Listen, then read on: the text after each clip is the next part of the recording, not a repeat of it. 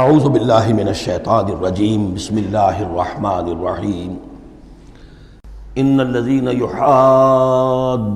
اللہ ورسولہ کبتوا کما کبت الذین من قبلہم وقد انزلنا آیات بینات وللکافرین عذاب مہین صدق اللہ العظیم۔ جیسا کہ میں عرض کر چکا ہوں، سورہ حدید میں اللہ تعالیٰ کے لائق دیے ہوئے نظام عدل و قسط کے قیام کو، انبیاء کرام کی بعثت، کتابوں کے نزول اور جو میزان اللہ نے عطا فرمائی ہے اس کا مقصد قرار دیا گیا۔ ظاہر بات ہے کہ اس نظام عدل و قسط کو قائم کرنے کے لیے ایک جد و جہد، ایک سعی کرنی پڑے گی، اور اس میں یقیناً رکاوٹ ڈالی جائے گی ان لوگوں کی طرف سے کہ جو ایک غیر عادلانہ نظام میں مفادات اٹھا رہے ہوں، جن کو کہ کچھ پریولیجز حاصل ہوں۔ مثلا فرض کیجئے کسی معاشرے کے اندر سیاسی ریپریشن ہے، جبر ہے، ظاہر بات ہے کہ وہ ڈکٹیٹر ہیں، کچھ لوگ ہیں کہ جنہوں نے دوسرے لوگوں کو دبایا ہوا ہے، وہ کبھی پسند نہیں کریں گے کہ لوگوں کو ان کے حقوق مل جائیں۔ یا کسی معاشرے کے اندر زیادہ نمایاں چیز جو ہے وہ معاشی استحصال ہے، اکنامک ایکسپلائٹیشن ہے۔ نتیجہ کیا ہوگا کہ ایک طبقہ ہوگا غرباء کا، ہیو ناٹس کا، ایک ہوگا ہیوز کا۔ وہ ہیوز والے جو ہیں کبھی نہیں چاہیں گے کہ نظام بدلے،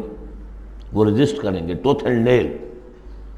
لہذا ایک کشاکش، ایک تصادم ناگزیر ہے۔ اس تصادم کے لیے دو گروہ نمایاں ہوتے چلے جائیں گے، ایک جو اللہ کے دین کے پر ایمان رکھنے والے اور جنہوں نے اپنی زندگیوں کو اس کام کے لیے وقف کر دیا ہو کہ اللہ کے دین کو نافذ کریں، دوسرے وہ کہ جو اس کی مخالفت کریں گے۔ اب ان دونوں کی کشاکش اور دونوں کے لیے علیحدہ علیحدہ عنوان ہیں جو تجویز کیے جا رہے ہیں سورہ مجادلہ میں۔ ارشاد ہوا ان الذین یحادون اللہ ورسولہ، یہ یحادون یہ بھی حدید سے ہی بنا ہے، محاددہ باب مفاعلہ، جیسے جہد سے مجاہدہ تو محاددہ مقاتلہ باب مفاعلہ، یعنی سخت مخالفت، پوری طاقت کے ساتھ مخالفت۔ یقیناً وہ لوگ جو پوری قوت کے ساتھ مخالفت کرنے پر تل گئے ہیں اللہ کی اور اس کے رسول کی، اور ظاہر بات ہے کہ اللہ اور اس کے رسول سے مراد اللہ کا دین ہے۔ اللہ تعالیٰ کی ایک تکوینی حکومت تو پوری دنیا میں ویسے ہی قائم ہے، اللہ کی کوئی کیا مخالفت کرے گا؟ اللہ کے رسول صلی اللہ علیہ وسلم سے بھی ذاتی پرخاش کسی کو کچھ نہیں تھی، کوئی ذاتی چپقلش نہیں تھی، جیسا کہ سورہ انعام میں ہم نے پڑھا ہے وَلَٰكِنَّ الظَّالِمِينَ بِآيَاتِ اللَّهِ يَجْحَدُونَ، یہ تو اللہ کی آیات کا انکار کر رہے ہیں۔ اے نبی، جنگ آپ سے نہیں ہے ان کی، وہ تو ہمارے دین سے ہے۔ تو یعنی وہ لوگ کہ جو پوری قوت کے ساتھ مقابلہ کر رہے ہیں، مخالفت کر رہے ہیں اللہ کی اور اس کے رسول کی، یعنی اس کے دین کی اور اس کے دین کے قیام کی۔ دین بھی اگر رکھا رہے کتابوں میں لکھا ہوا اور مزید پی ایچ ڈیز اس پہ آپ کرتے رہیے، کتابیں لکھتے رہیے، تو انہیں کوئی اعتراض نہیں، لیکن جب آپ یہ کہیں گے کہ اس دین کو قائم کرنا ہے تو یہ ہے بات کہ جو بہرحال ٹھنڈے پیٹوں برداشت نہیں کی جا سکتی۔ ان الذین یحادون اللہ ورسولہ کبتوا کما کبت الذین من قبلہم، وہ خوار ہو گئے، تباہ ہو گئے جس طریقے سے کہ ان سے پہلے کے لوگ تباہ ہوئے تھے۔ یعنی یہ کہ جیسے قوم فرعون تباہ ہوئی، قوم نوح تباہ ہوئی، قوم ہود تباہ ہوئی، جس نے بھی مخالفت کی اللہ کی اور اس کے رسول کی، ان کا جو انجام ہوا وہ تمہیں معلوم ہے۔ وقد انزلنا آیات بینات، اور ہم اتار چکے ہیں روشن آیات، یعنی مکی صورتوں میں یہ سارے واقعات آ چکے ہیں۔ بڑی بڑی قومیں جو تم سے کہیں بڑھ کر، اے قریش اور اے عرب کے مشرکوں، تم سے کہیں بڑھ کر زیادہ طاقتور تھے، ان کو ہم نے ہلاک کیا۔ وللکافرین عذاب مہین، یہ تو دنیاوی عذاب تھا جو ان پر آیا، ابھی ان کے لیے عذاب مہین جو ہے ذلت والا عذاب آخرت کے اندر ہے۔ یوم یبعثہم اللہ جمیعا فینبئہم بما عملوا، جس دن کہ اللہ تعالیٰ ان سب کو اٹھائے گا بعث بعد الموت، اور پھر انہیں جتلا دے گا جو انہوں نے عمل کیے تھے۔ احصاہ اللہ ونسوہ، اللہ نے تو ان کو محفوظ رکھا ہوا تھا، ان کا ریکارڈ تھا، ایک ایک عمل ان کا جو ہے وہاں پر موجود تھا۔ وَنَسُوا، وہ بھول بھی چکے تھے کہ انہوں نے کیا کیا زیادتیاں کی ہیں، کیا کیا حرام خوریاں کی ہیں، وہ تو بھول چکے تھے۔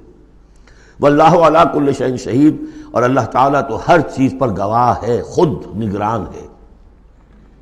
الم تر ان اللہ یعلم ما فی السماوات و ما فی الارض، کیا تم نہیں دیکھتے کہ اللہ تعالیٰ تو جانتا ہے جو کچھ بھی ہے آسمانوں میں اور جو کچھ بھی ہے زمین میں۔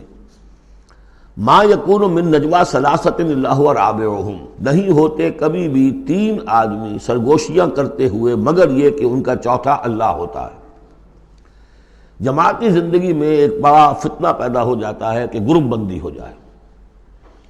اور پھر وہ گروپس جو ہیں خفیہ جو ہے چیبیں گوئیاں شروع کر دیں۔ ایک جماعت ہے، اس جماعت میں ظاہر بات ہے اختلاف رائے بھی ہو سکتا ہے،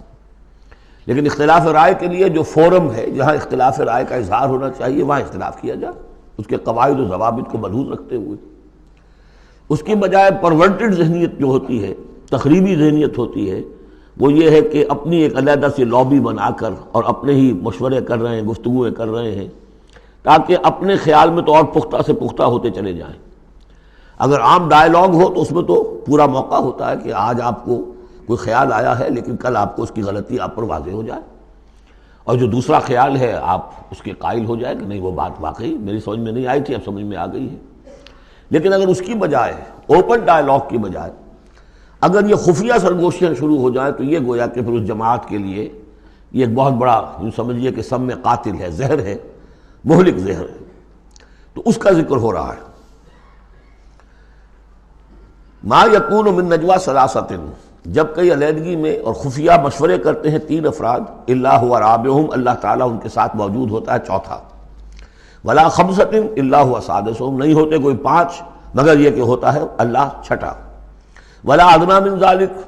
ادنا کیا ہوگا، دو ہوں گے ثلاثہ سے نیچے تو ان کے ساتھ تیسرا اللہ ہے، ولا اکثر، اس سے زائد ہوں تب بھی اگر وہ خفیہ میٹنگز ہو رہی ہیں اور خفیہ سرگوشیاں ہو رہی ہیں تو اللہ تو ان کے ساتھ ہے، ہوا معہم اینما کانوا، یہ وہی الفاظ آ گئے جو سورہ حدید میں بھی آئے تھے، ہوا معکم اینما کنتم، الا ہوا معہم اینما کانوا، وہ تو موجود ہوتا ہے ان کے ساتھ جہاں کہیں بھی ہوں۔ ثم ینبئہم بما عملوا، پھر ان کو بتا دے گا، جتلا دے گا جو کچھ کہ انہوں نے عمل کیا تھا قیامت کے دن۔ ان اللہ بکل شیء علیم، یقینا اللہ ہر چیز کا علم رکھتا ہے۔ صدق اللہ العظیم۔